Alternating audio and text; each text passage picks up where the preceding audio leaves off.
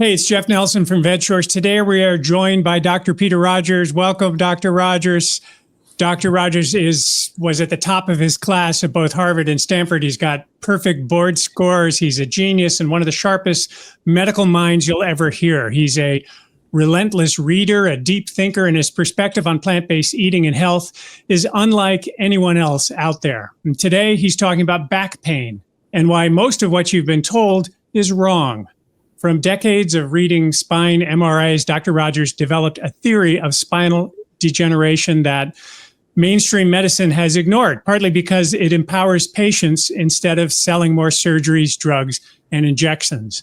The real cause of back pain, it's not just injuries, it's how modern diet and lifestyle damage collagen, the protein scaffold that holds your body together. And the good news is there's a lot you can do about it. Dr. Rogers, as you're going to see, just has extensive experience in the spine. So let's get started with Dr. Rogers, secrets of back pain or why our backs fall apart. Peter, you ready to go? Thanks, yeah. Can I start the slides? All right, let's start the slides. And okay, first of all, I'm showing you a painting of Copernicus, because what I'm going to do today is like Copernicus. When he sort of changed a Copernican inversion, he changed the perspective of astronomy, saying that the sun was in the center, not the earth. And I'm going to show you that in the spine, everybody thinks it's all about a disc herniation. Does the patient need epidural steroids? Do they need surgical decompression of the disc? And I'm going to show you that's not where most back pain comes from. That's not the main focus of back pain. I've been interested in back pain for a long time. I did a interventional fellowship, imaging guided surgery. I also did a neuroradiology fellowship. I also started out doing endovascular brain surgery and interventional spine, but I transitioned out of that. I ran a spinal injection clinic for several years, a pain clinic. So I've been involved in spine and pain management for a long time. I wrote this book many years ago. Ischemic spine, meaning lack of blood flow, is the main cause of back pain. And since the time of writing this book, I wrote another one as well. I've recognized a lot of biochemical mechanisms. And the first thing to be aware of is the disc in the spine. It's alive. There's no blood vessel directly inside of it, but it receives blood flow, especially glucose, from the end plate. That's the bottom of the vertebra or the top of the vertebra. So this would be the upper end plate, lower end plate. This is the abdominal aorta. This is the lumbar spine. Here's the lumbar artery, mid-height of the vertebra, gives a little small branch to the upper end plate and the lower end plate of the vertebra. And then by diffusion, the glucose enters the disc right here. Here is the disc of the spine, okay? One vertebra, the adjacent vertebra, and the disc in between, that's called a spinal segment. And that's very important because when the disc is injured, it no longer can hold those vertebrae in place tightly. And you get what is called segmental instability. So instability of a spinal segment. Okay, the disc runs on anaerobic glycolysis. That means without oxygen. It needs blood flow. If it doesn't get blood flow, the disc will degenerate. Okay, this is part of my old uniform back when I used to do procedures. I've done like over 10,000 procedures. I wrote the textbook of interventional radiology for Amasis Elsevier Publishing Company. Pretty successful book. It was published in Spanish. I wrote most of the spine chapters back in the good old days. I did my share of spinal arteriograms. Here's a typical looking CT scan, sagittal view of the lumbar spine. And you can see the abdominal aorta has extensive calcification. And it's especially prone to calcify and develop atherosclerosis on the posterior wall. So remember, those lumbar arteries are coming off mid-height of the vertebral body, so they get narrowed and occluded. Stenosed is the medical word for narrowed. And that drops blood supply to the spine, which drops blood supply to the disc, and it is super common. I see it all day long, every day. Okay, now here is a drawing of the lumbar spine from the lateral view, also called the sagittal view. Again, this is the upper end plate, the top of the vertebra. Here's the center of the vertebra, and here is the lower end plate of the vertebra. And again, by diffusion from the end plate, you get some glucose going down into the disc, and the disc will extrude its waste products, and they can be rinsed away by the blood flow. The center of the disc is like a jelly donut. That's called the nucleus pulposus. The outer part of the disc in cross-section is called the annulus fibrosus. So that's like a steel-belted radial tire. That's an important concept. Outer disc is a steel-belted radial tire. Inner part of disc is soft like a jelly donut. If you get a crack in the annulus fibrosus, the outer part of the disc, the central part, the jelly donut, can herniate through that gap, that crack, that fissure. And that can be a herniated disc, for example. Sometimes you'll just get a tear where the nucleus pulposus leaks into the annulus fibrosus itself. That's called an annular fissure. It used to be called an annular tear, but the word tear has implications for a traumatic event, and it doesn't have to be traumatic. It happens spontaneously as well. So now it's called an annular fissure. This is a severely degenerated disc whereby it has lost so much of its nucleus pulposus and there's been so much destruction of the annulus fibrosus that it just flattens out. And when this flattens out, you're going to lose height in the adjacent neural foramen, which is how the nerve roots exit from the spinal canal. Okay. So I want you to show, this is a spine surgeon who's become very famous, and I want to show you his video because he basically says I'm right in neurosurgeon language. Here's what he says. He has a dog or two dogs named Gooby and Dooby. So his YouTube channel is called Gooby and Dooby. The title of the video is, I was an MIT educated neurosurgeon and now I'm unemployed and living alone in the mountains. How did I get here? Okay, so funny title. This video has over 17 million views. So he quit being a neurosurgeon. And why would somebody quit being a neurosurgeon? Those guys on average probably make about $600,000 a year, okay? They're doing pretty well. Why would he quit that? And here's why. He said he was frustrated because he noticed that if he would cancel a case, and sometimes because of other diseases, comorbidities, he'd have to wait a couple months. He said if those patients started eating a plant-based diet and that was also low in salt, and they, just walked, did some exercise, weren't drinking alcohol, weren't smoking cigarettes, getting a reasonable amount of sleep and managing their stress, they would usually get better without surgery. And he would cancel the surgery. And he's like, what am I doing? Why can they get just as good a result doing that as my surgeries?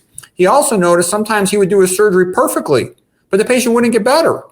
And he sort of felt like, what was he doing? He was spinning his wheels. A surgeon really can only do a few things. He can do a discectomy, decompress the disc if there's a big disc herniation. He can do a laminectomy, take out the posterior segment of the spinal canal and expand its size. That's called a laminectomy. He can fuse it by putting screws in, pedicle screws, posterior approach, to fix the spine in place so you don't get that segmental instability, abnormal motion we talked about. You can put electrical stimulators in there. That's all a surgeon could do, okay?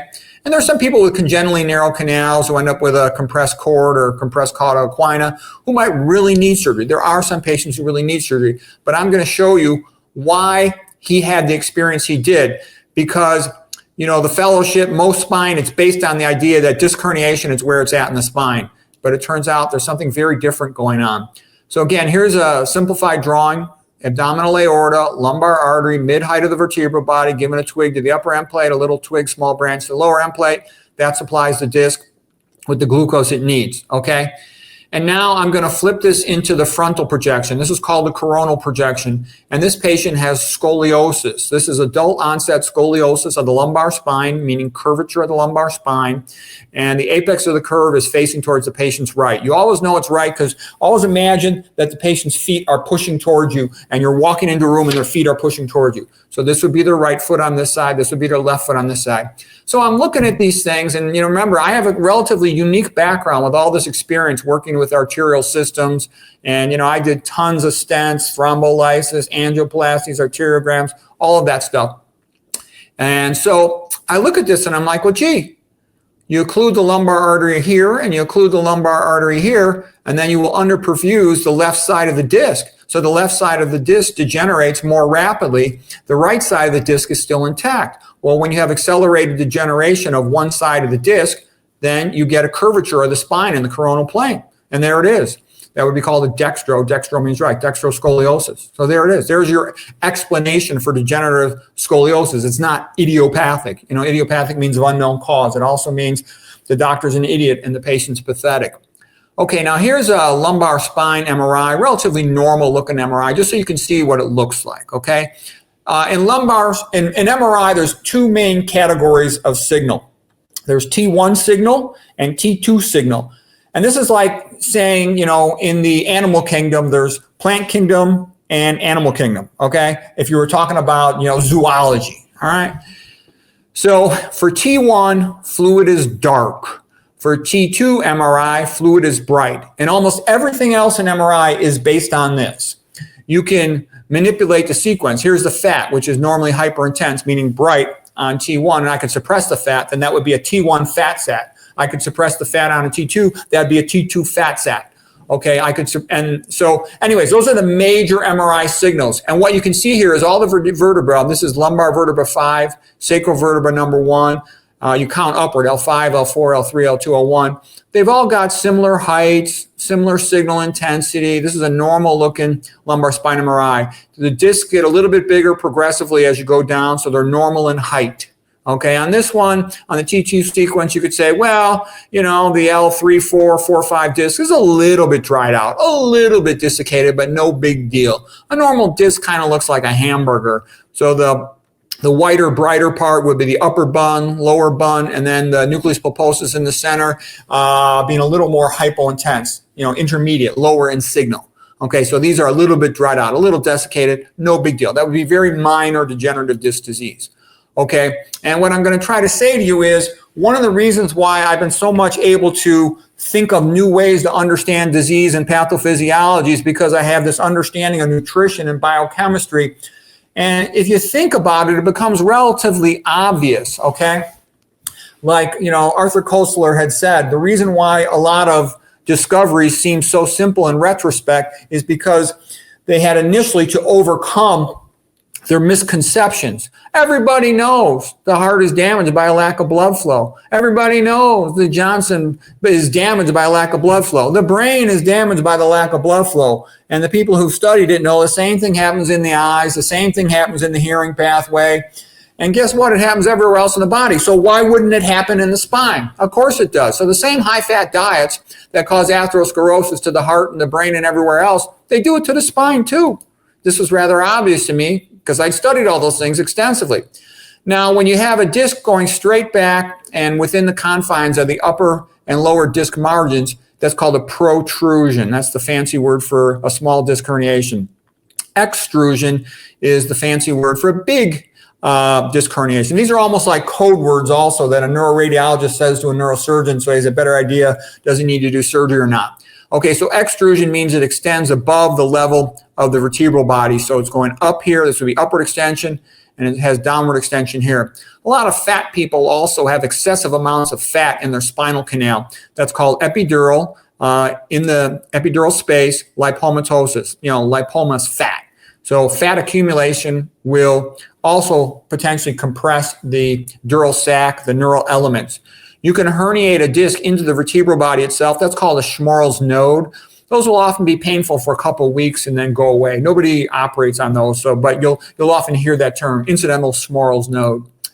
Okay, so now here's a small disc protrusion here at L4-5. Okay, here's a degenerated disc with loss of height at L5-S1, a little bit of end plate signal consistent with degenerative disc disease. Okay, here's a larger disc protrusion. Again, it's within the confines of the end plates. It doesn't go above or below. So that's an L3-4, you know, large disc protrusion indenting the anterior dural sac with moderate central stenosis. So this is a type of disc protrusion that would actually be a reasonably good candidate for surgery. If the patient symptomatically was doing okay, they might do an epidural steroid first or some pain meds, and hopefully the patient will get better. If they don't get better, they might surgerize that disc with a discectomy, for example. Okay, now here's a bigger disc herniation. It extends above the disc space, so that would be an extrusion. But here's one of the secrets also of spine disease. Notice how this disc extrusion is just too big. And what it comes down to is a 100-pound mama cannot have a 200-pound baby. That cannot be disc. There's just too much abnormal signal here. So this is what you call a peridiscal hematoma. It's caused bleeding of the anterior epidural space, and it's a local confined bleed, a small hematoma, and this is actually good news for the patient because that will typically spontaneously resolve very quickly. The immune system will come in and will resorb that little hematoma, and this patient will likely get better and do fantastic without surgery. Okay, so now we got to know a little something about the ligaments. There's an anterior longitudinal ligament, ALL, that runs in front of the spine. There's a posterior longitudinal ligament right here that runs along the posterior aspect of the vertebral body, and it runs along the posterior surface of the disc. That's very important. They are connected, the disc and this ligament. There's a ligament in the back called the ligamentum flavum, and that means yellow, and anatomically it looks a little yellowish. Okay, so that name's going to come up again. Ligaments are primarily made from a protein called collagen. About 1/3 of the protein in the human body is collagen. Collagen is a Greek word for glue because it glues the human body together. It's like the scaffold of the human body. And another thing that you have to know, every third amino acid is glycine. I'm going to explain that in just a moment. That's real important. So here is a protein. It's like a bunch of beads on a necklace, okay? And the different amino acids are the different beads. This is hydroxyproline, and you need vitamin C to be able to make hydroxyproline. Regular proline is initially placed, and then you hydroxylate it with using vitamin C as a cofactor. Fluoride will block that reaction. So having fluoridated water in your drinking water, your tap water, your toothpaste can damage collagen. So you don't want that. It's good to remove that with a reverse osmosis filter. Glycine is every third amino acid residue because it has a shortest side chain, just a little tiny hydrogen. And the fact that it's got that small side chain compared to all the other amino acids, it enables the collagen to be wrapped into a triple helix very tight. So if you substitute something else for glycine, which we're going to show, the glyphosate, which is sprayed onto soy and 70 other non-organic foods, is thought to be substituting for the glycine and damaging this tight wrap of collagen, weakening the ligaments, which can contribute to spinal segmental instability and degeneration of the spine. And the MIT PhD lady, Stephanie Seneff, worked out a lot of that. Okay, so those are some key things to know. All right, so what messes up, interferes with collagen synthesis? We talked about fluoride can prevent the hydroxylation of the proline. If you're deficient in vitamin C, that will also prevent you from being able to hydroxylate your prolines, and that's a problem. An interesting story is to look back to the sailors. In Britain, the sailors in, let's say, around 1700, on a long voyage, it only takes a couple of months to deplete the body of vitamin C, 50% of the sailors would die from scurvy. Okay, because they would only, on the sea, they didn't have refrigerators back in those days. So they would mainly store things like dry biscuits. Okay, well, where does vitamin C come from? It primarily comes from fruits and vegetables, especially citrus fruits. So later on, because the British kind of controlled a lot of lime production, they had their sailors eat the limes, and they became called the limeys. Okay, another little interesting historical bit was the Japanese sailors back in the 1700s. They had a different problem. It was considered high status to eat white rice. Only the low-life peasants would eat the brown rice. But, the military, the aristocrats, they would all eat the white rice. Well, guess what? White rice, when you polish it, you remove the thiamine. So by eating excessive amounts of thiamine, the sailors in the Japanese Navy, over 30% of them, about 1/3, they would get beriberi from a lack of thiamine. And so there was a guy named Takaki, and he found you just give him some barley. It contains thiamine, vitamin B1, and then the sailors did well. So he became known as the barley baron of the Japanese Navy. And it was Dr. Lin who sort of helped, was one of the major guys who figured out scurvy, give these guys some limes, the British Navy. So I thought that was kind of funny. Okay, so anyways, you need vitamin C. Well, where do you get it? From fruits and vegetables. Oh, there's another little secret about vitamin D. I didn't have time to include the paper, but there's a real good paper. You could look it up pretty easy. It would be vitamin C association with leaky gut, increased intestinal permeability. The author's name is Richard S. Bruno. Okay, and what's the point? The point is that vitamin C is also needed to maintain the intestinal gut lining, to prevent leaky gut. If you have leaky gut, increased intestinal permeability, we all know it's associated with autoimmune disease. We've got a lecture on that here at VegSource from just a couple months ago, but also it prevents amyloid clotting, fibrinolytic clots. Doug Kell from England, Atherosclerosis praetoris, worked out that beautiful papers on that subject. Okay, that's when the secondary proteins, LPS, lipopolysaccharide from gram-negative bacteria, LTA, lipoteichoic acid from gram-positive bacteria, they get across the increased intestinal permeability due to a lack of dietary fiber and other means of causing increased intestinal permeability, and they change the fibrinogen clotting protein, secondary protein structure from alpha helix like a slinky and the beta-pleated sheet like a deck of playing cards. They stack up, they bind to each other, precipitate out a solution clot. That's amyloid clotting, and that will cause ischemia of the spine, of the heart, of the brain. Okay, so that's an important point. You need those fruits and vegetables. They're not optional. Okay, and white rice is fine to eat. Kempner fed his patients white rice, but you do need to eat more starches than just white rice. You shouldn't only eat white rice. Like Dr. McDougall said, you can eat 90% of your calories from starch, 5% from fruits, 5% from veggies, but you should not eat only white rice. I would say you should eat some other type of starch too, more than one starch. Okay, like I said, there's plenty of these other things about if you're only going to eat white rice, because white rice is polished down. So it's going to have much less fiber, and it's also going to have less thiamine. That's what we were talking about with regard to berry. But white rice is still a fantastic food. I eat it routinely. I know lots of really healthy, skinny people that eat white rice every day. Okay, what else? Alcohol and tobacco also interfere with collagen synthesis. So does caffeine. So coffee is a bad idea. It causes vasoconstriction. It basically mimics acute stress. You know, everybody you talk to says, I got too much stress. I'm not sleeping enough. I think I'll have a cup of coffee. But that's stupid because you're just accentuating the problem by doing so. Diabetes worsens things because diabetes can also cause an increased advanced glycation end products, and it'll glycate your collagen, weakening your collagen, and that's going to lead to additional segmental instability. I'll make it clear what that all means some more, but there's reasons why that's a big deal. Okay, so what's happening here? So here's a vertebrae where you can see degenerative disc, degenerative disc, degenerative disc. So when the disc degenerates, normally a disc, it hangs on to the vertebra above and below, and it's got that central nucleus pulposus like a jelly donut. It can equilibrate the weight so the body can twist and turn, bend forward, bend backward, bend forward, do all kinds of things, and the weight's pretty evenly distributed. When you destroy the disc, now the vertebra has to bear more weight. It has to do more work, and there'll start to be a little bit of slippage from the vertebra above to below. So that's called segmental instability. The spine has a lot of proprioceptors. It can very precisely sense how everything is moving relative to each other, the vertebra relative to each other. And if the spine senses abnormal motion, that's a big deal because the spine has one job: to protect the spinal cord and to protect the nerve roots. If that vertebral body abnormal motion gets further accentuated, you could damage the spinal cord, damage the nerve roots, make the patient paraplegic, and then that person will be killed. In the wild, that person will be killed. Okay, so nobody wants that. Okay, so what am I saying? The spine has a way to deal with this situation. And it reminds me of the Ralph Waldo Emerson quote from the mid-1800s. He said, the hedgehog is only one trick, but it's the best trick. So the hedgehog would play dead and the other animals would leave it alone. And I'm going to tell you, the spine has only one trick, but it's a great trick.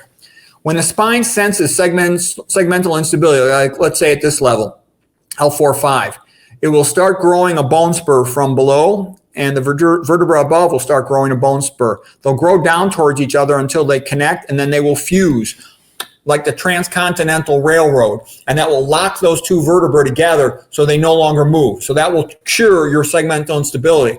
The only problem is, can you anticipate it? Can you see what's going to happen? When you fuse L4-5, now you're going to be putting increased stress on the disc above. You're going to be putting increased stress on the disc below. So the disc above and below are going to get accelerated degeneration. So we call that adjacent segment accelerated degeneration. So then that disc is going to fail, and then you're going to form a bone spurs to bridge above and below at this level and at this level. So what happens is you see this process working its way all the way up and down the spine. It'll begin from the pelvis. This is called S1 for sacrum, first sacral segment, and it goes up to the skull. I see this all the time, every day. Okay, so it just marches its way all the way up and down. So there were some papers in the past saying there seems to be an association between atherosclerosis of the abdominal aorta and some degenerative disc disease in the spine. Okay, fine. And everybody said, well, what are you going to do? Idiopathic degenerative disc disease. Who knows? Who cares? Okay. When people get a spine MRI, they're looking for a big disc herniation extrusion. Does the patient go to the OR for discectomy or laminectomy? Should they do epidural steroid injection? Pain management doctor, most often anesthesiologist or physical medicine and rehab, sometimes neuroradiologist. Okay, anyways, that's typical thinking on spine disease. Okay, and what I'm going to show you is, no, the real thing that's going on is this spine has a problem. It's got segmental instability, and it has to fix that because it could progress to paraplegia and death. So it's quite happy to make these anterior bridging osteophytes. When they're anterior bridging, they're called DISH. DISH is an acronym. It's an abbreviation for diffuse idiopathic skeletal hyperostosis. DISH is also called Forestier's disease. And again, it occurs on the front of the vertebra. It'll also occur on the side of the vertebra. But I noticed a pattern. I would see ossification of the posterior and longitudinal ligament. I'm going to show you a picture of that. I think my next slide shows that. So here's ossification of the posterior longitudinal ligament. That's OPLL. And if you would read the old textbooks, back when I was a young doctor in the 1990s, the old textbooks would say, OPLL is a very rare disease. It seems to be more common in Asians, is of unknown idiopathic cause. And I'm like, that's a crime. You know, when I was a resident, I didn't know any better. Like, okay, that's what I need to know for my test, my boards, okay. But then, you know, now that I've seen tens, hundreds of thousands of these things, I'm like, that's BS. I see OPLL every day, routinely, several times per day. Okay, and the other thing I see is I see calcification, ossification across the disc space because these are vertebral bodies. This is called interbody fusion. Okay, and again, that's OPLL, ossification of the posterior longitudinal ligament, and dish with the anterior vertebral body bridging osteophytes. You could even call that, you know, ossification of the anterior longitudinal ligament. When they stick out and they're big and bulky, we call them osteophytes. When they're relatively vertical, we call them syndesmophytes, okay? But I see all of this stuff all the time. And these orange stripes are calcifications on the aorta, you know, thoracic aorta at the thoracic level, abdominal aorta at the lumbar level. Okay, now I'm going to show you something here with a surgery. Here's a patient who has, here is the L5, here's S1, normal looking disc. This has a little bit of a disc herniation with a posterior annular fissure. Here's a normal looking disc at L3-4. All right. They decided to do surgery, a surgical fusion of this L4-5 level. So these are the pedicles is the part of the vertebra that connects the vertebral body to the spinous process. So this would be the pedicle right here. So they drove a screw through it on both sides at the L4 level and the L5 level. So this would be a posterior pedicle screw fusion, instrumented fusion with interbody fusion. They, you know, put bone cement here to fuse the L4-5 vertebrae. Well, guess what? We just talked about this. You're going to have increased tension, weight bearing on the disc above and below. So at 5 years out, you can see this disc space is getting a little narrowed. You can see anterior bone spurs, the beginning of those osteophytes starting to bridge. And you can see now here's 9 years out, this disc space is getting more narrow. You can see a little bit of posterior slippage of L3 relative to L4. So this would be called, you know, grade 1 retrolithiasis, posterior slippage of L3 relative to L4. Here's out at 13 years, and, you know, it actually doesn't look that much worse than it did at 9 years. And I can tell you, this patient is doing better than most. This is a young patient. Everything looks a little bit too normal here. This is like, these are like pristine normal on this case. Okay, the older patients, the accelerated adjacent segment often progresses much more rapidly. I often see significant adjacent segment accelerated degeneration. I often see that within 2 years, okay? So this guy is actually doing good to only have moderate severity at one level. Another thing I noticed was I would see patients would have an old fracture, an old compression fracture of the upper end plate. See how it's called a wedge deformity? Normal VB's got similar parallel end plates, upper and lower end plates, whereas here it's kind of going at a diagonal slant. So this is a compression fracture of the upper end plate. This is about the you know, T10 vertebra. And this is an old compression fracture. You can see there's a bone spur osteophyte growing down, and this one's just starting to grow up. So this is an old fracture, and the bone spurs are growing to fuse that segment. Here, it's really subtle. I'm sorry I don't have a better film, but you can see there's a subtle crack in the upper end plate here. This is an acute fracture, meaning a new fracture, and there's no bone spurs growing from it because it's so new. So I wish I had a better fracture, but that's one of the ways that you can distinguish a new fracture from an old fracture on a CT scan. An MRI, I would be able to see if there was edema or not in the end plates. But what I'm trying to say is notice you don't have any anterior bridging osteophytes. There's no dish on these anterior VBs. It's an isolated phenomenon to the level of the segment. I'm showing you all this to explain what was my logic, my reasoning, how I figured this all out. And I showed this to all my colleagues. I showed this to all my friends in neuroradiology, a whole bunch of them. I showed this to all of my friends in neurology. I showed this to my friends in the spinal cord service. I showed this to my friends in neurosurgery, and they're all like, yeah, I think you're right, man. Okay. So then I went before the research committee for funding to do a more comprehensive, extensive studies. And they were like, sorry, we just can't fund you. They'll fund all kinds of BS, but they would not fund my project. I submitted to the journals. They would not publish it because their job is to sell procedures, surgeries, surgical devices, pain management procedures. They don't want somebody like me coming along saying that you could fix a lot of these problems or stabilize them with nutrition, diet, and lifestyle and avoiding toxins. You think they want that? No. Here's just a couple papers to give you a sense. DISH is associated with stroke. DISH is associated with aortic calcifications. It's associated with diabetes, metabolic syndrome. Here it is associated with diabetes, obesity, ischemic heart disease, and aortic calcifications. Well, duh, because they're all manifestations of the same disease. High-fat diets, high-sodium diets with hypertension and diabetes leading to atherosclerosis. It's all kind of the same thing. And the good news is that those are preventable diseases. And here's other manifestations. I predicted all this, and it's easy to predict. Diffuse idiopathic skeletal hyperostosis, DISH, is associated with lower lung volumes. Well, duh, because you're also going to get ossification along the costochondral junctions where the ribs come out of the vertebra, and then you're going to limit their motion. Well, if you limit the motion of the ribs and their articulation with the spine, you're then going to have decreased vital capacity of the lungs. You can't expand your lungs as fully if your vertebrae are stuck in position rather than mobile. Normally they move, okay, when you breathe in. So these patients, it's a little bit like having mild pulmonary fibrosis. Here's another supportive experiment that helped convince me I was correct. I was reading about these graveyard studies in Europe where they dug up the bodies, and basically where the rich people lived, where the clergy lived who were getting money, because the clergy guy kind of were a little bit like aristocrats, and other rich people lived compared to the peasants. And basically the clergy and the rich people had tons of DISH, which would be associated with obesity, diabetes, and hypertension, whereas the peasants eating turnips did not.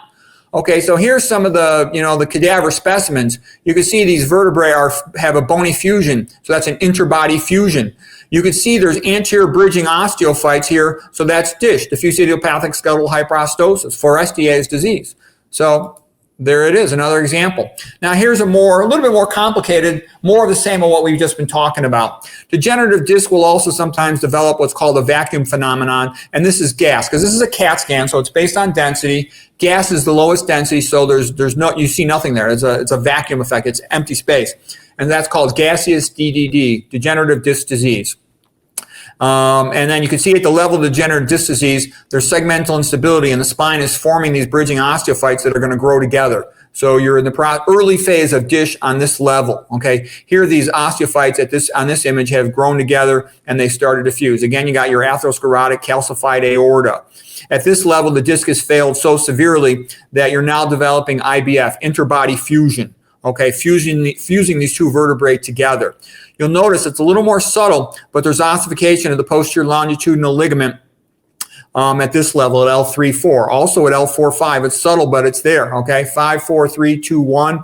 At L1-2, you have ossification of the posterior longitudinal ligament, OPLL. So again, I see this stuff all the time, and I wanted to figure out what is happening here, because I would get asked, I did all the spine biopsies too. I would have to drill through the pedicle myself and take a specimen of a vertebral body mass lesion, for example, to determine if it was metastatic cancer or not. I would also have to biopsy the disc space, biopsy the end plates, checking for infection, discitis, osteomyelitis. And so I had to figure out a lot of complex cases. What is happening here? Is this an infection? Is this just degenerative disc disease? Is this a tumor? So I spent a long time looking at these things, trying to figure out, and I had a lot of experience biopsying them. And so this was a way that I was able to make sense out of everything. And so what's basically happened is the spine has segmental instability, and it needs to fix that problem one way or the other. Sometimes it prefers to fix it through DISH, anterior bridging osteophytes. Sometimes it prefers to fix it through OPLL. Sometimes it prefers to fix it through interbody fusion. Sometimes it does all of the above, okay? And we're still not even done. I'm going to show you. Here's a big OPLL, prominent ossification of posterior longitudinal ligament, and the canal is tight. Look at that. This is big and bulky. It's pushing on the cord. You can see this is a T2 sequence. You know it's T2 because you got hyperintense fluid, meaning bright fluid, cerebral spinal fluid. And you can see the cord. Normally on the cord, you're going to have CSF anterior to the cord, CSF posterior to the cord. You can see at this level, there's no CSF anterior to the cord. There's no cerebral spinal fluid posterior to the cord. Not good. You can see the anterior margin of the cord is indented. So this is compressing the cord. And this is this bulky posterior osteophytes, OPLL, ossification of the posterior longitudinal ligament with cord compression. And there's edema in the cord. That means there's destruction of cord tissue. There's fluid in the cord leading to destruction. Post-compressive myelomalacia. The cord means myelo. So myomalacia is post-compressive destruction of spinal cord. So this patient has weakness in the upper and lower extremities. The medical word for that is myelopathy. So that's bad luck. This is somebody who really needs surgery. They can do a posterior decompression so the cord can move back a little bit and it won't be compressed anymore, so that won't progress. You can also get ossification of the posterior spinal elements. These are the spinal elements right here. And then it has a fancy name. When you fuse the spinous processes, they're called, that's called Bostrup's disease, okay? Sometimes called kissing spine, because the one from below and above, they sort of like kiss each other. So Bostrup's disease. Here they're sort of like, this is just before fusion. They're eroding into each other. Eventually you'll get like an inflammatory response from that chronic erosion, and then the fibroblasts will come in, lay down fibrous tissue collagen, and you'll get a fusion there and an ossification. Bostrup's disease, okay? And again, it's the same thing. So bottom line, what's this all about? Ischemia and chemical destruction of the ligaments leads to segmental instability, and the spine must fix that problem, and it'll fix it any way it can. It'll fuse anterior longitudinal ligament dish. It'll fuse interbody fusion. It'll fuse posterior longitudinal ligament, OPLL. It'll even fuse right here. This is a little bit bulky. What you're looking at here is something else called OLF, ossification of ligament and flavum. I'll show you that in a moment. And here's spinous process fusing, Bostrup's disease. Okay, here's OLF. OLF means ossification of ligament and flavum. And you see it right here too, these bulky bone spurs.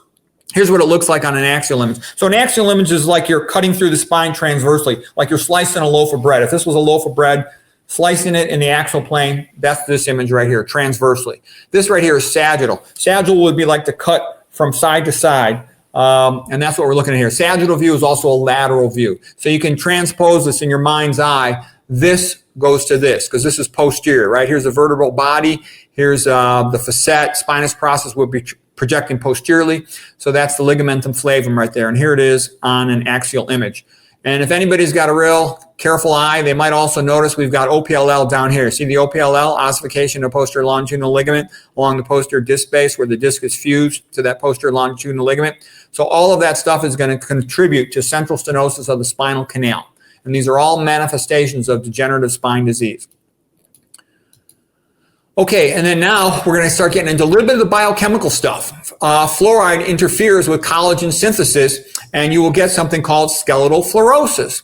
And it's interesting too, there's some areas in India where they have very high fluoride in the water, and these populations have a very high incidence of skeletal fluorosis. And guess what? What a surprise. You damage the collagen with fluoride and you get something that looks just like dish, vertebral body bridging osteophytes, okay? And then you go to America, and what happens? They put fluoride in your tap water. They put fluoride in your toothpaste.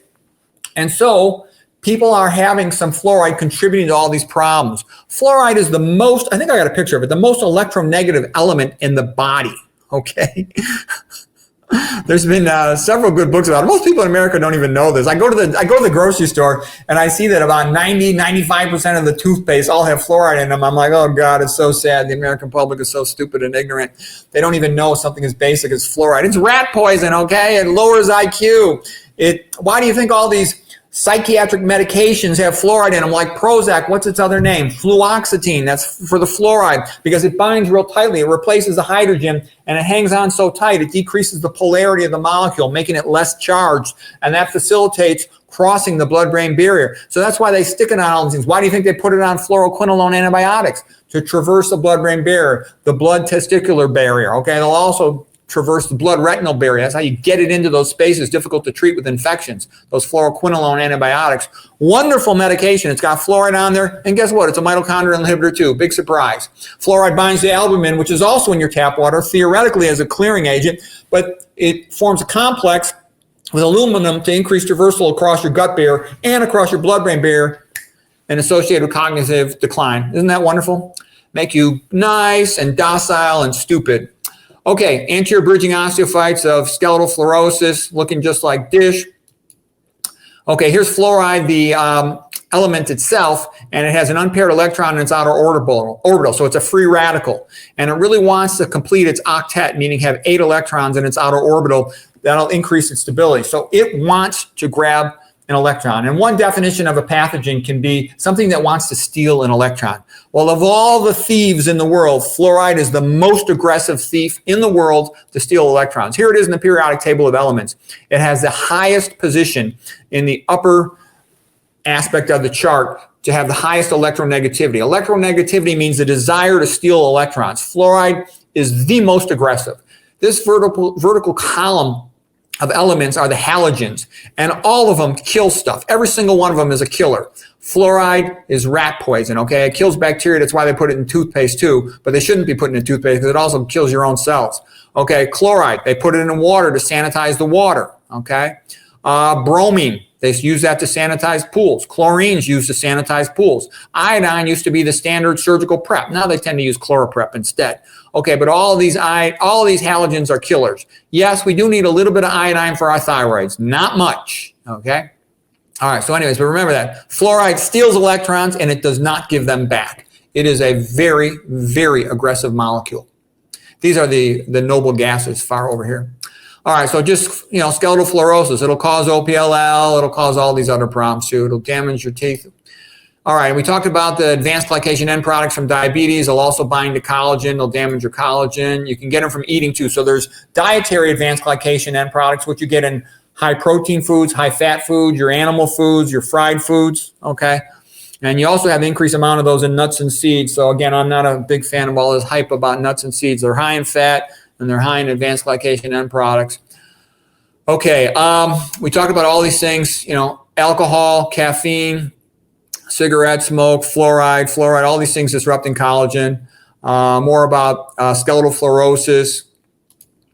Okay, now here's a pretty fancy book. This is by Stephanie Seneff. It's a real long book. I forget the number of pages. In the ballpark of 400 pages. Relatively small print with no pictures about biochemistry. So not an easy read, but it's a great book. She's got a lot of really good lectures on YouTube. So if you want to see what she has to say, she was especially interested in glyphosate, what is sprayed on non-organic soy and other non-organic crops. And look at the name, glyphosate.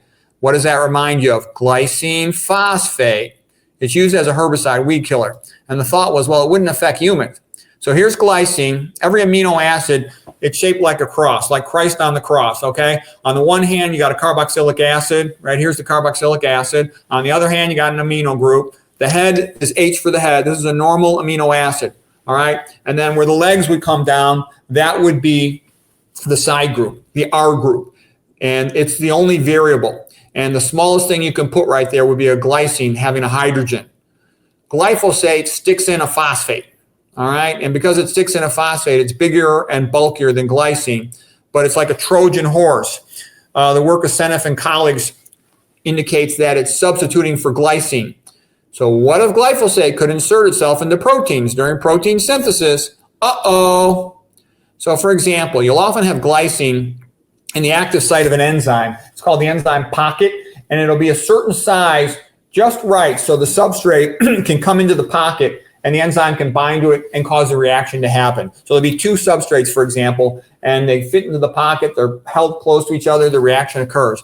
But if you muck things up by having a glyphosate in there, this bulky phosphate takes up space within the pocket. So it makes the pocket bigger, bulkier. There's no room to stick stuff into the pocket, and it's got a negative charge on it, which might also repel the substrate.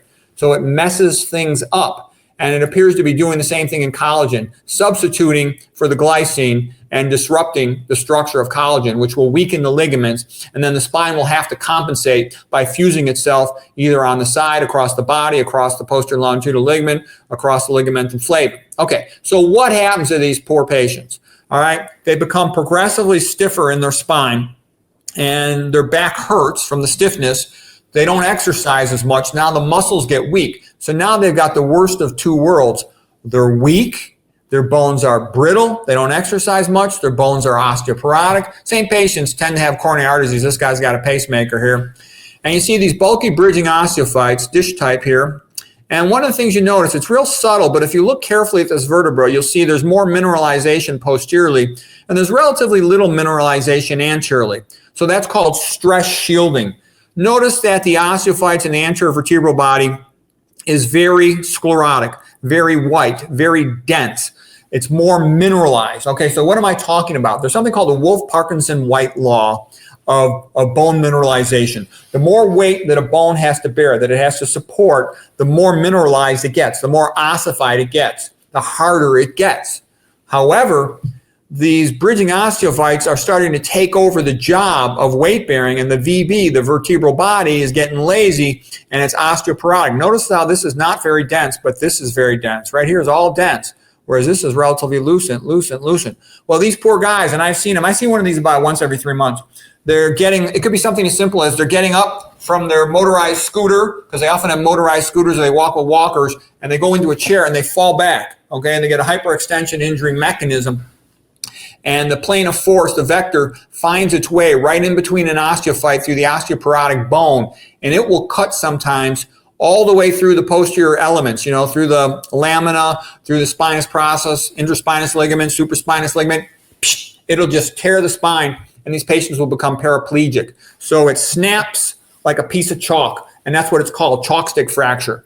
Now, you might, if you're interested in spine, you might know there's such a thing in the lumbar area called a seatbelt fracture. It used to be there was just a horizontal seatbelt, and when a person would flex over that with a motor vehicle accident, it could slice through their spine, and that would be called a seatbelt fracture or a chance fracture. And so a chalk stick fracture looks somewhat similar to that, but it's different. It's because you have a brittle spine with a lack of musculature to protect it. A normal person falls down, they put their hands out, they're a little embarrassed, but they're okay. These guys with this osteoporotic spine and a lack of muscle mass, they'll snap their fracture, and it's brittle. So that's a chalk stick fracture leading to paraplegia. Okay, and then I just included this slide as a reminder that vitamin C is also needed to maintain the gut wall. So is fiber. You'll hear people say, well, fiber is very anti-inflammatory. Well, one of the reasons why fiber is so anti-inflammatory is because it prevents leaky gut. This leaky gut leads to tons of inflammation. So if you prevent leaky gut, you not only avoid autoimmune disease, you avoid systemic inflammation. Okay, it's a good idea to do that. Okay, and then this was all about the clotting. When the bacterial endotoxins, like you can get these bacterial endotoxins across, because you need fiber to make the tight junctions, keep these epithelial cells, enterocytes, it's called the enteric tract, the gut, tight, so nothing bad can get across here. But when you don't have enough fiber, or you have these toxins like alcohol, excessive chlorine, excessive fluoride, oils, etc., you won't form tight junctions. Bacterial endotoxins like LPS, lipopolysaccharide, they get across the gut wall. They bind to the clotting proteins like fibrinogen, change its secondary protein structure from alpha helix like a slinky to flat like playing cards, beta pleated sheet. They combine with each other. The bigger the molecular weight in aqueous solution, the more likely to precipitate, and that's called an amyloid clot. The change in secondary protein structure gives it the name amyloid. It clots. These clots are irregular in their shape, their morphology, such that they are refractory to lysis, difficult to dissolve. So you form all these clots, they're typically 2 to 100 microns, and they'll travel around your body, plugging up small arterioles and capillaries. Not good.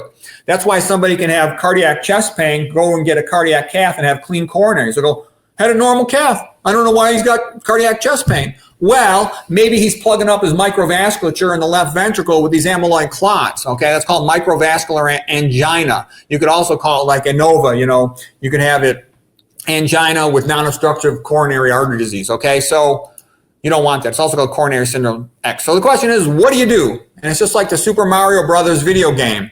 Your life is a bit of an obstacle course. You run through life, and there's certain things you do. A good thing, you get green points, reward, increase energy. You do something stupid, you drink some alcohol, smoke a cigarette, eat some junk food, and that'll lower your energy. It'll predispose you to atherosclerosis and clotting. So as you get older, you get more fragile. You should not mess around, because you don't want to end up like these sick, pathetic people. I see all these sick, pathetic patients, and they're sort of like the walking dead man walking, okay? They've already had a myocardial infarction, their spine's all degenerated, their brain's all shrunken and atrophic. It's too late for them to turn it around. But, if you're watching this video, that means you're pretty with it. So you got a chance to turn this around. Low fat, low sodium, 100% vegan diet, single ingredient only, no oils, no sweets, no caffeine. That's my recommendation. Organic only if possible. Okay, I like single ingredient because there's more than one ingredient. They can put other things in there, Dr. McDougall would say, if you don't know what to do, just eat 90% of your calories from starch, 5% from fruits, 5% from veggies, and that'll get you started. Then keep studying it more, and you can make little modifications as you go along. You do all that, you'll probably avoid the chronic Western diseases. If you already have them, you'll slow them down, their progression. It's the only diet that can reverse coronary artery disease. Okay, and that's how you improve blood flow. High fat will stick the red blood cells together. Rouleau formation, blood sludge it's called, and that'll decrease blood flow to your tissue. Sodium will vasoconstrict. That'll decrease blood flow to your spine. If you have high uric acid from eating excessive amounts of high fructose corn syrup, also from too much alcohol, all of that will contribute to increased blood uric acid. For example, too much meat will contribute to that as well. Eat your greens to get the plant nitrates. Avoid the fluoride in the mouthwash with that stuff because you'll kill the bacteria on the back of the tongue, so you can't activate the nitrates to nitrites, NO3 to NO2 in your mouth. Then it goes into your gut, and the nitrites are converted from NO2 to NO, nitric oxide, and that causes systemic vasodilation. Get some sunshine. That also vasodilates and maintains a good vitamin D level. You got to be careful about proton pump inhibitors, medication for the stomach, because if you decrease your gastric acid, you can't make that last conversion of nitrites to nitric oxide for systemic vasodilation. Eat your adequate fiber to prevent leaky gut. Eat your fruits and vegetables to get your vitamin C, which also prevents leaky gut, which also helps you to make your collagen. Filter your water to get rid of the fluoride and the aluminum, because the aluminum predisposes to leaky gut and it's neurotoxic. The fluoride predisposes to leaky gut, and it also interferes with collagen synthesis. Caffeine also interferes with collagen synthesis, so you want to avoid that. No alcohol, not one drop. Try to walk. When you walk, you increase nitric oxide. That'll help maintain the muscles of your spine. And it has a little bit of a pumping action to get the good stuff into the disc, get the bad stuff, the waste products out. Learn to manage your stress. Religious people are healthier. A lot of the great creative people that have ever lived have said one of the best things they could do was to walk. And I don't know what Beethoven looked like. They drew him a little pudgier than he probably was, so that wasn't nice. But Beethoven was a big walker. So was Nietzsche. I know Nietzsche was kind of a crazy pain in the butt, but I'm just telling you, he's another great walker. There's lots of them. If you start studying, I read tons and tons of biographies of geniuses, tons of them. Thomas Jefferson, Ralph Waldo Emerson, one after another, loved to go for walks. Okay, Goethe. All right. Well, anyways, Beethoven going for a walk. I would come home from work and I would a lot of times read a book and I would walk around in circles, get a little exercise, get a little reading. So anyways, that's it. I hope you found that helpful. Let's see here. I got to figure this out. There we go. Wow. That was fascinating. Peter, that was really great. Amazing to think it all comes down to what it all comes down to. Folks, that was Dr. Peter Rogers sharing his groundbreaking take on back pain and what you can actually do to protect your spine and your health. If you found this eye-opening, give the video a like, share it with someone who's dealing with back issues, and subscribe for more straight talk on health that you won't hear anywhere else. Follow me on Substack to know when new videos come out. It's in the description. And also, if you want to dive deeper into Dr. Rogers' work, including his books and his other talks, check out the links in the description to his YouTube channel and to his books on Amazon. Thank you again, Dr. Rogers. Really appreciate it. And thanks to you for watching, and take care of your back. It's the only one you've got. All right. Thanks a lot.